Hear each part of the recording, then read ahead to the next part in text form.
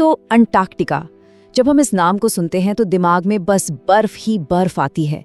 एक ऐसी दुनिया जो हजारों सालों से, मतलब कि इंसानी सभ्यता के शुरू होने से भी पहले से एक मोटी बर्फीली चादर में लिपटी हुई है। आज हम इसी चादर को हटाकर देखेंगे कि इसके नीचे आखिर क्या क्या राज दबे पड़े हैं। तो आखिर है क्या वहां? क्या सच में वहां बर्फ के नीचे कोई खोई हुई सभ्यता दबी है, या कोई सीक्रेट बेस, या फिर सच्चाई इन सारी कहानियों से कहीं ज्यादा चौंकाने वाली है? चलिए साथ मिलकर इस बर्फीले रहस्य से पर्दा उठाते हैं। देखिए, सबसे पहले तो ये समझना जरूरी है कि अंटार्कटिका सिर्फ बर्फ का एक बहुत बड़ा टुकड़ा नहीं है। 1959 में एक अंटार्कटिक संधि हुई थी। पता है ये क्या कहती है? ये कहती है कि ये जगह किसी एक देश की नहीं है, बल्कि ये पूरी इंसानियत की धरोहर है। और यही बात इसे और भी ज्यादा रहस्यमयी बना देती है। जरा इसके साइज का अंदाजा लगाइए। ये ऑस्ट्रेलिया से लगभग 2 गुना और पूरे यूरोप से भी बड़ा है। और यहाँ जो बर्फ की परत है ना, वो इतनी मोटी और भारी है, मतलब कहीं कहीं तो लगभग 5 किलोमीटर मोटी। इस वजन ने महाद्वीप की जमीन को ही दबाकर समुद्र तल से भी नीचे धकेल दिया है। सच में ये किसी और ही ग्रह जैसी दुनिया है।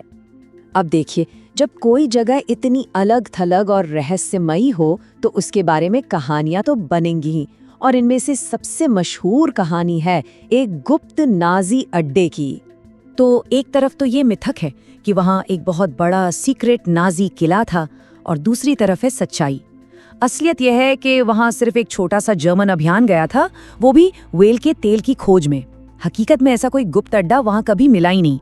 और ये अफवाहें फैली कैसे? देखिए इस टाइमलाइन को। पहले एक जर्मन अभियान हुआ, फिर ब्रिटिश और अमेरिकी सेना ने वहां अभ्यास किए, और जब युद्ध के बाद कुछ जर्मन पनडुब्बियों ने पास के देश अर्जेंटीना में सरेंडर किया, तो इन सब बातों को जोड़कर एक बड़ी साजिश की कहानी बना दी गई। अच्छा, और उस यूएफओ वाली कहानी का क्या? गूगल अर्थ पर एक तस्वीर दिखी थी जिसे लोगों ने क्रैश हुआ यूएफओ समझ लिया था। बाद में पता चला कि वो तो बस एक बहुत बड़े हिमस्खलन से टूटकर गिरा बर्फ का एक टुकड़ा था। चलिए इन मिथकों को तो छोड़िए। अंटार्कटिका में एक असली वैज्ञानिक रहस्य छिपा है। एक ऐसी पहेली जिसने आज भी दुनिया के सबसे बड़े वैज्ञानिकों को उलझा रखा है। इस रहस्य को समझने के लिए हमें पहले न्यूट्रिनो के बारे में जानना होगा। इन्हें ब्रह्मांड का घोस्ट पार्टिकल यानी कि भूतिया कण भी कहते हैं। क्यों? क्योंकि ये इतने छोटे होते हैं कि ये लगभग हर चीज के आर पार निकल जाते हैं, यहाँ तक कि पूरी की पूरी पृथ्वी के भी। इसीलिए इन्हें पकड़ना लगभग नामुमकिन होता है। तो हुआ ये कि नासा ने एक प्रयोग किया जिसका नाम था अनीता। इसमें डिटेक्टरों ने कुछ बहुत ही अजीब रेडियो सिग्नल पकड़े। हैरानी की बात यह थी कि ये सिग्नल अंतरिक्ष से नीचे नहीं आ रहे थे, बल्कि बर्फ के नीचे से ऊपर की तरफ आ रहे थे।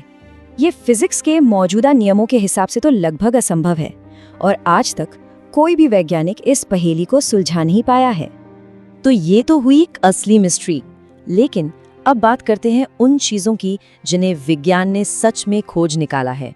और यकीन मानिए, ये किसी भी मिथक से कहीं ज्यादा अविश्वसनीय है। 400 से भी ज्यादा? जी हाँ, ये संख्या है उन झीलों की जो मीलों मोटी बर्फ के नीचे छिपी हुई हैं।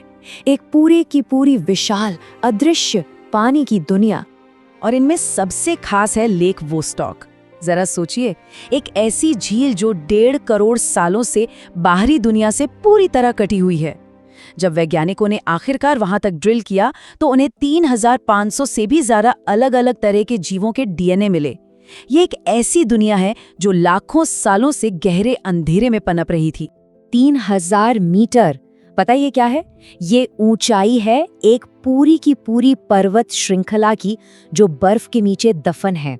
इन्हें गैम्बट से घोस्ट माउंटेन्स यानी भूतिया पहाड़ कहा जाता है। ये आल्प्स जितने ही विशाल हैं, लेकिन आज तक किसी भी इंसान ने इन्हें अपनी आंखों से नहीं देखा है। लाखों सालों से बर्फ ने इन्हें किसी टाइम कैप्सूल की तरह दुनिया की हर चीज से बचाकर रखा है। 60 लाख साल, ये उम्र है अब तक मिली सबसे पुरानी बर्फ की। और ये किसी टाइम मशीन से कम नहीं है जो हमें सीधे पृथ्वी के बहुत बहुत पुराने अतीत में ले जाती है। कैसे? दरअसल इस बर्फ की प्राचीन परतों में उस जमाने की हवा छोटे छोटे बुलबुलों के रूप में आज भी कैद है। तो एक तरह से ये हमें सीधे सीधे उस समय के मौसम और जलवायु की कहानी बताती है।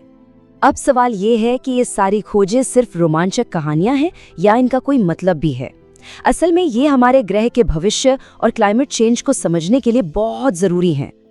ब्रिटिश अंटार्कटिक सर्वे के पीटर फ्रेटवेल की ये बात सुनिए। वो कहते हैं कि नए नक्शों से पता चल रहा है कि बर्फ का एक बहुत बड़ा हिस्सा ऐसी जमीन पर टिका है जो समुद्र तल से भी नीचे है। इसका सीधा मतलब ये है कि समंदर का गर्म होता पानी इस बर्फ को नीचे से पिघला सकता है, यानी अंटार्कटिका हमारे अंदाजे से कहीं ज्यादा कमजोर और खतरे में है।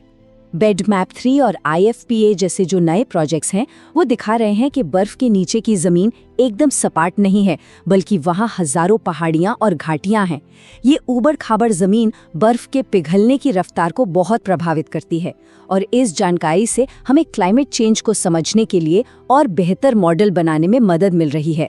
तो हमने एक सफ़र तय किया है, अफवाहों और अटकलों से शुरू करके विज्ञान की उन गहराइयों तक जहाँ सच छिपा है। सोचिए, हम निकले थे गुप्त ठिकाने और UFO खोजने और हमें मिला 400 से ज्यादा झीलों का एक छिपा हुआ नेटवर्क। हम एलियंस को ढूंढ रहे थे और हमें मिली बर्फ के नीचे दबी एक पूरी की पूरी पर्वत श्रृंखला। सच तो ये है कि हकीकत किसी भी कल्पना से कहीं ज्यादा हैरान करने वाली निकली।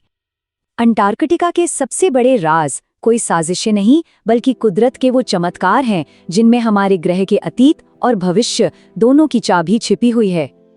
ये सब हमें याद दिलाता है कि खोज का युग अभी खत्म नहीं हुआ है। हम तो अभी सिर्फ सतह को खुरच रहे हैं। कौन जाने इस बर्फीले महाद्वीप के नीचे अभी और कितने चमत्कार हमारा इंतजार कर रहे हैं।